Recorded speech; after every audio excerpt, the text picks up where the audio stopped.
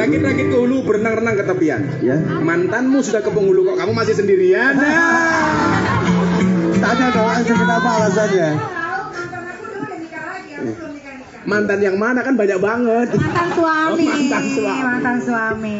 Kalau Niki pengen nikah lagi gak sih, mau ada Charlene di sini ngobrol bertiga? Ya. Kalau aku ditanya sekarang mau nikah lagi atau enggak? Kenapa? Karena nikah buat aku hanya sekedar legalitas negara aja. Terus yang lain-lain?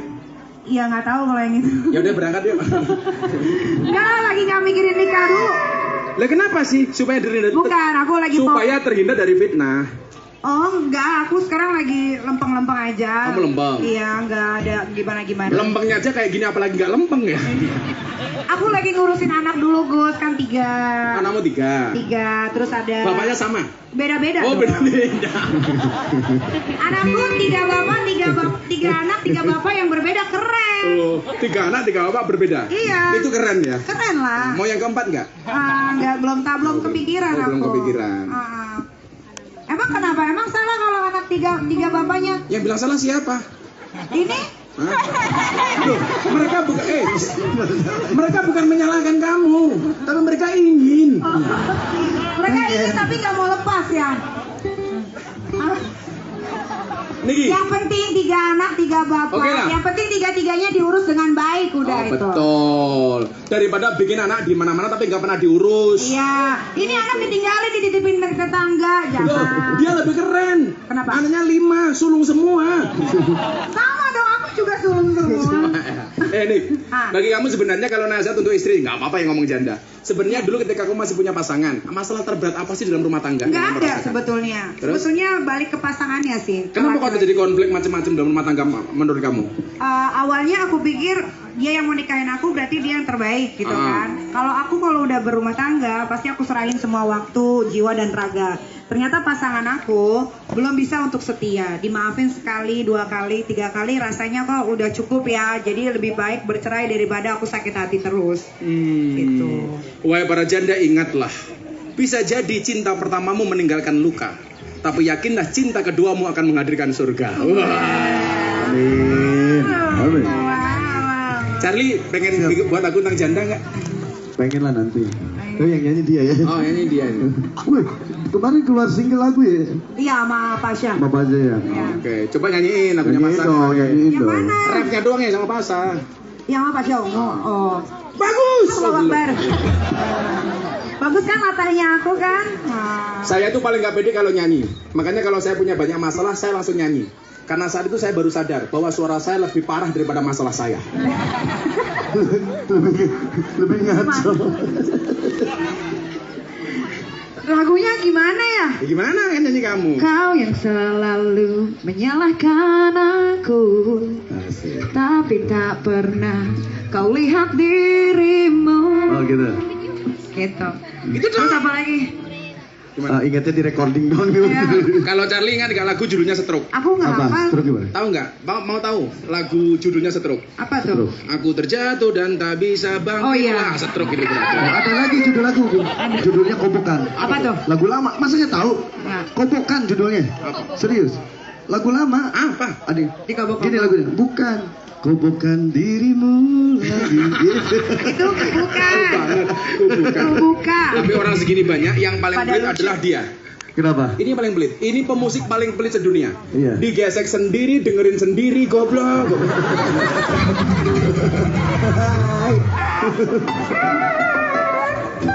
Tapi beneran, nih kita udah gak mau nikah lagi. Aku enggak, aku lagi ngurusin anak 3, terus ada bisnis aku. Terus aku minta doanya tahun depan di bulan Februari aku udah mau bikin film. Amin. Gitu, mudah-mudahan lancar. Ajakin Jadi aku mau dong. fokus ke situ. Hah? Ajakin. Iya, ntar diajak. Judulnya apa Sama filmnya? teman. Film tentang kehidupan sehari-hari tentang single mother. Oh, jangan salah, ini juga mantan bintang film. Tahu nggak judulnya apa? Apa? Beranak dalam kubur. Bukan beranak dalam dubur. Oh, Mael. Beranak dalam dubur. Beranak dalam kubur. Astaga. Jadi begini, nih Ya. kita kan tadi tanya Kiai, haul itu apa sih?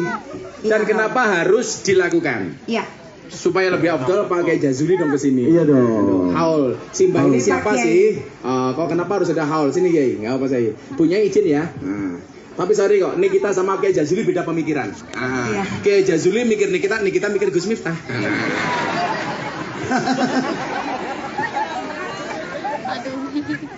Enggak Kiai. Apa itu? Tadi Nikita itu kan tanya, kalau yang jawab Kiai kan lebih afdol. Gus, haul itu apa sih? Gimana sih? Kenapa kok harus ada haul gitu? Ya, tadi Kiai nanya-nanya jawab. gitu. Nanya-nanya dia. Kalau ulang tahun itu kan memperingati umur. Memperingati hari lahir, milad Kalau namanya. haul itu memperingati kematian. Memperingati hari mati. Tujuannya untuk mengingat dari orang yang meninggal, apa yang dia sampaikan atau keteladanan yang bisa diambil Dari yang meninggal ya. Iya. Kalau Kiai Anas Sirajuddin ini romonya Kiai Jazuli. Iya, ayah saya. Oke, ini haul yang keberapa Kiai? Ini yang ke-8. Haul yang ke-8. Iya. Pesantren ini umurnya sekarang berarti 9 tahun. Oh 9 tahun. Jadi ini haul yang Yang ke-8. ke-8 ya. Berarti betul dulu ketika pesantren berdiri Bapak masih ada Masih ya? ada 1 tahun umurnya. Oke. Ya, 1 tahun. Itu kan keren coba. Di NU itu nih kita. Orang yang sudah meninggal saja itu masih dihargai sedemikian rupa. Didoakan, ditahlili, diyasinkan, dan ini bentuk birrul walidain, penghargaan anak kepada orang tuanya. Pengen nggak besok kalau mati di Fatihah sama anak-anaknya? Ya mudah-mudahan kamu cepet ya.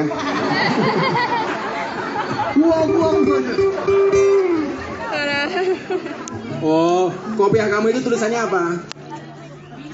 Oh, saya doakan masuk surga. Amin. Kopiahnya ya. Kucul kopiahnya gitu. Kiai, ini barangkali banyak yang bertanya terutama di medsos. Kiai kok kalau bikin haul modelnya kok kayak gini sih? Yang diundang bukan Kiai tapi justru orang-orang nggak jelas-jelas kayak kami ini kenapa gitu? Charlie nggak jelas, apalagi saya lebih nggak jelas lagi. Kenapa Kiai? Memang yang paling khas di Bina Insan Mulia sejak pertama haul kita ini nggak pernah ngundang kiai. Dan nggak jarang kena Kiai para santri ya? Ya jarang. Paling kalau haul itu yang diundang syekh dari Mesir biasanya mursyid Thariqah. Kenapa? Karena di pesantren ini sudah ada kiainya. Saya dianggap kiai sama anak, udah cukup kiainya. Cukup. Yang kedua, santri ini ngaji 1 semester full. Oke. Ini pesantren paling berat yang dirasakan anak-anak. Pasti anak ini minimal dia ngaji 5 jam ngajinya aja nih. 5 jam itu. 5 jam. Bahkan tahfidz Al-Quran di sini 1 semester. Coba dengerin semuanya nih dari Pak Kiai ini. Ya. Dengerin semuanya. Tahfidz Al-Quran 30 juz yang biasanya di pesantren lain itu bertahun-tahun 3 tahun, di sini cuma 4 bulan. Jadi dalam 1 hari anak harus duduk menghafal 8 jam setoran. Jadi berat banget. Nah sekarang kalau kita pengen bikin acara, kemudian acara pengajian, dia udah ngaji berkali-kali. Bahkan Udah tiap hari. Tiap hari. Bahkan ngaji di situ berbeda. Jadi kalau ngaji, ada ngaji yang biasa pesantren itu saya jarang. Saya lebih banyak ngasih wawasan pengetahuan. Jadi tema-tema di sini bisa tema tentang perang dagang Amerika Cina misalkan, tentang 5G, tentang perkembangan teknologi otomotif. Kalau di sini banyak Tentang era Society 5.0 ya, gitu. banyak sekali tema-tema yang umum. Keren nih kita ya. Kalau saya ngaji agama itu biasanya di pagi, kalau malam tema-tema umum lain. Jadi udah nggak butuh ngundang Kiai karena di pondoknya sudah ada Kiai. Pertanyaannya sekarang Pak Jazuli ngundang Gus Miftah sebagai Kiai apa sebagai artis? Berarti tarifnya sama dengan artis. Ya, Iya, di sini bahkan punya bioskop betul. Kiai ya. Di sini memang kalau sebelum pandemi setiap bulan anak-anak kan ditawarin, "Ah, mau kemana? Mau ke bioskop?" Semua saya bawa ke bioskop nonton. Mau kemana nih bulan ini? Kita mau ke Waterboom, dibawa ke Waterboom. Mau kemana jalan? Oke, di sini. Berarti besok bisa nonton filmnya Nikita dong. boleh. Film kamu. Jadi semua di sini sesuai sama kemauan anak-anak ya? Iya betul. Luar Ya. biasa. Jadi memang acara haul itu acara menghibur. Jadi acara terakhir mereka mau pulang, setelah haul itu pulang. Makanya haul itu nggak akan berubah. Tetap tanggal 20. Kita nggak pernah lihat kalender pendidikan. Itu nggak kelihatan nama saya kalender pendidikan. Pokoknya tanggal 20 pulang. Dan itu sebelum pulang harus dihibur dulu dengan artis gitu. Makanya saya awalnya kaget. Ya. Kiai minta undangan siapa dari Jakarta kan katanya begitu. Gus kan teman artis banyak, minta siapa? Waktu itu yang lagi heboh Nikita Mirzani. Gus bisa nggak nyanyi Nikita Mirzani di bawah? Oh bisa, asalkan urusannya jelas. Tak bilang begitu. Dan kiai kita profesional. Gus, ingat ya, kalau kita ngundang artis, jangan kemudian kita minta harga kawan. Ya sudah, sebagaimana prosedurnya saja. Itulah hebatnya Kiai Jazuli. Tepuk tangan untuk Kiai Jazuli. saya ngomong seperti ini? Biar kalau pulang ditambahi. Ada embonya gitu, embo. Kena embo. Kamu, Nikita ada nggak yang ditanyakan ke Pak Kiai? Mau ketemu? Pak Kiai, aku doain selalu panjang umur, sehat selalu, karena amin. Karena jarang sekali pesantren-pesantren yang membebaskan murid-muridnya untuk kayak tadi bilang tiap bulan mau pergi kemana sama Pak Kiainya diajak bareng-bareng. Karena setahu aku anak aku yang nomor 1 juga di pesantren tapi nggak ada TV. Di sini ada Netflix. Sekarang kelas berapa TV. anakmu yang itu? Tahun depan udah SMA. Oh SMA. Besok yang kecil-kecil kesini aja besok. Cowok Ya, yang nggak nomor apa-apa. 2. Masih kecil tuh. Ya besok kalau gede. Oh kalau udah gede, iya. Kalau udah gede. Udah tak mintain free deh untuk kamu. Apa Iya, sih yang iya. enggak? Pesantren ini beda dari yang lain, jadi aku selalu mendoakan semoga Pak Kiai dan keluarga selalu diberi kesehatan, Amin. agar semua yang di sini juga dapat menikmati apa yang ada di pesantren. Kesan kamu tadi pertama kali masuk pondoknya Kiai Jazuli apa? Aku Dok? mangap, Hah? gitu, gede banget Apanya? tempatnya. Oh tempatnya. Iya, gitu. Dan aku tadi cerita sama Teteh juga kan, istrinya Pak Kiai. Aku tanya, oh aku senang banget gitu nemu pesantren yang tidak memberatkan siswa-siswinya gitu. Kalau yang lain, dulu aku sampai di pesantren di Gontor tuh aku 1 tahun 4 kali tipes. 4 kali tipes. Iya, karena hafalannya itu banyak banget gitu dan nggak ada hiburan, jadi nggak bisa keluar, sekalinya bisa keluar ke pasar Kelewen. Ya, itu bukan salahnya Gontor, kamu aja kurang bersemangat. Nggak juga sih, emang terlalu ketat banget. terlalu kalau ketat. di sini beda. Terlalu ketat bagi kamu. Mungkin Makanya kamu harus ya. ingat, kecerdasan itu seperti celana dalam. Iya benar. Kita boleh pakai tapi nggak usah dipamerkan. Loh kalau aku suka dipamer. Iya kan? Gimana sih Gus? Menengok. Cuk. Cok gitu.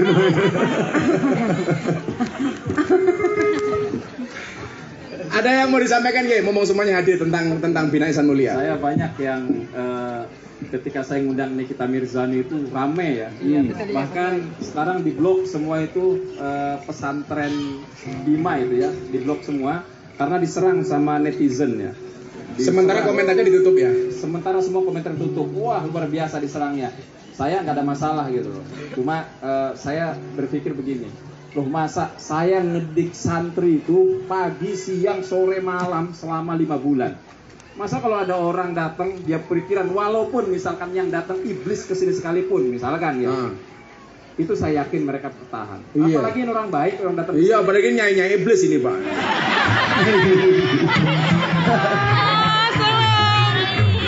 Iblis luarnya, dalamnya sama.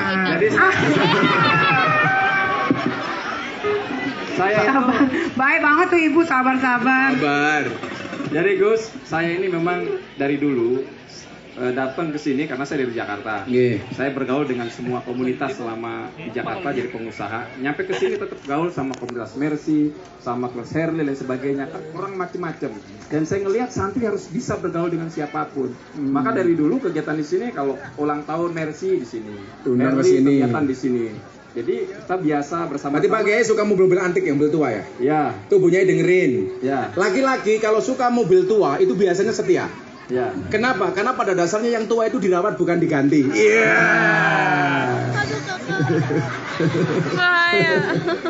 Tapi saya nggak suka otomotif asli. Nggak suka otomotif. Nggak suka. Saya membeli mobil apapun itu biasanya punya agenda. Saya beli Mercy, punya agenda deket, bikin kegiatan di sini kemana-mana, kemudian berubah ya. Dari awalnya istri saya dulu kan ke Jogja gitu.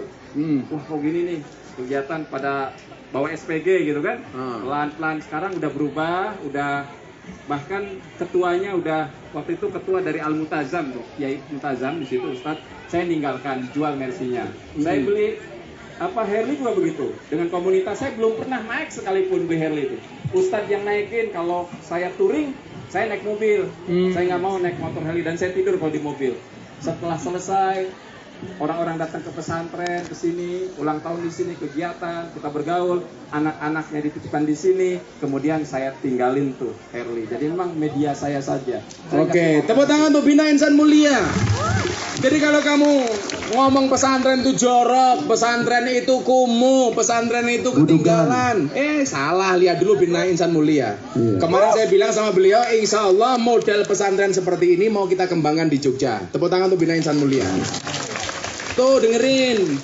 Sekarang nggak gaul kalau orang tua nggak mondokin anaknya di pesantren. Betul? Anakmu di mana? Bina Insan Mulia. Wow. Anakmu di mana? Pondok. Kalau dulu enggak, Car. Gimana? Anakmu di mana? Pondok. Sekarang enggak. Anakmu di mana? Pondok. Hafal Quran, hafal. Daripada dia pelit. Iya, kalau santri itu terkesan budugan gitu, ya kan? Kamu salah. Santri bisa menjadi, kan Nabi itu kan banyak Charlie ya. Iya. Nah, warisannya kepada para kiai. Dan santri bisa menjadi apapun. Santri bisa menjadi pengusaha dan kiai. Contohnya Kiai Imam Jazuli.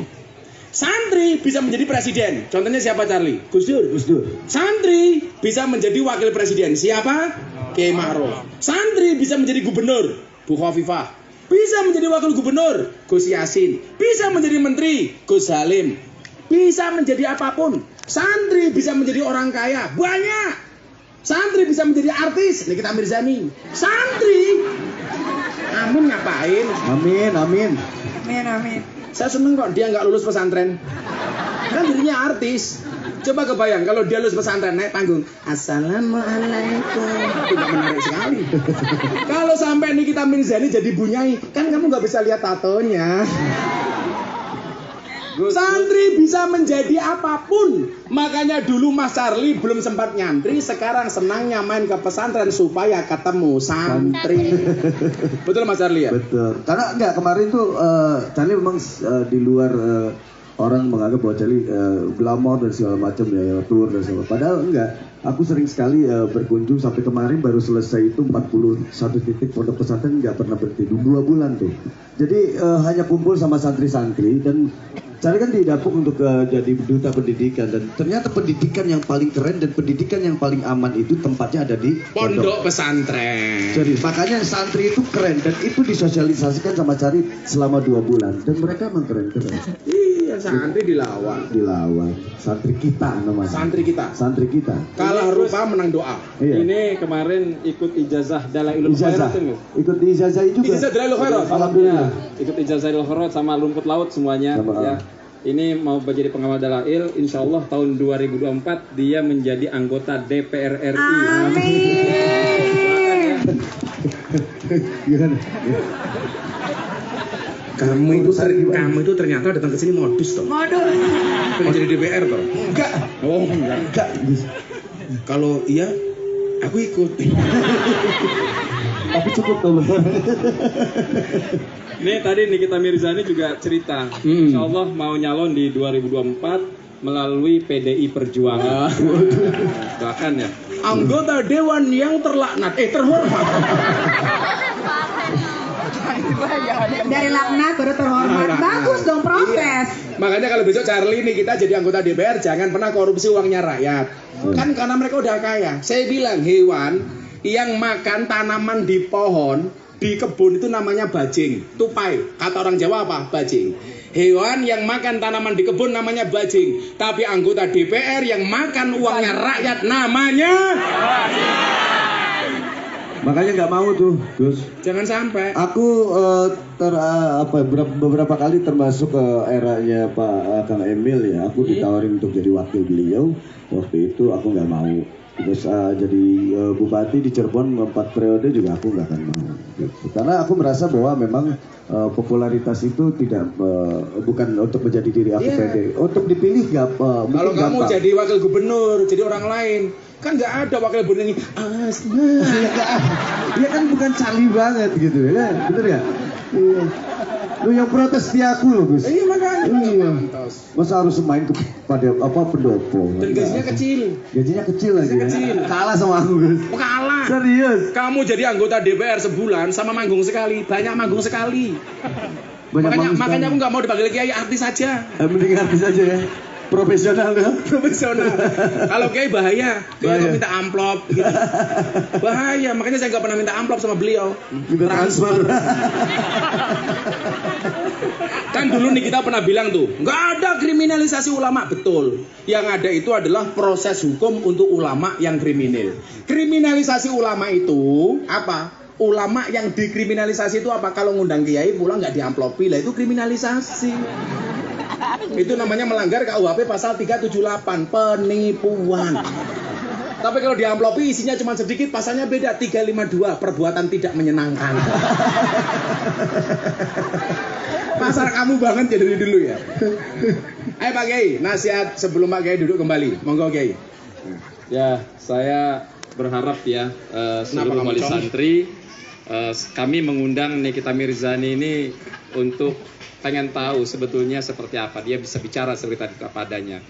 Kita sering melihat orang itu dari media sosial, dan kita lihat media sosial itu tidak asli ya. Saya yakin ya itulah pekerjaan Nikita Mirzani. Kalau nggak begitu nggak dapat duit ya. Bukan jati diri Kiai. Iya, bukan jati dirinya. Saya paham karena dia Dewi Persik itu menggunakan medsos sebagai pekerjaan. Kalau dia tidak melakukan itu nggak dapat duit gitu loh. Kenapa?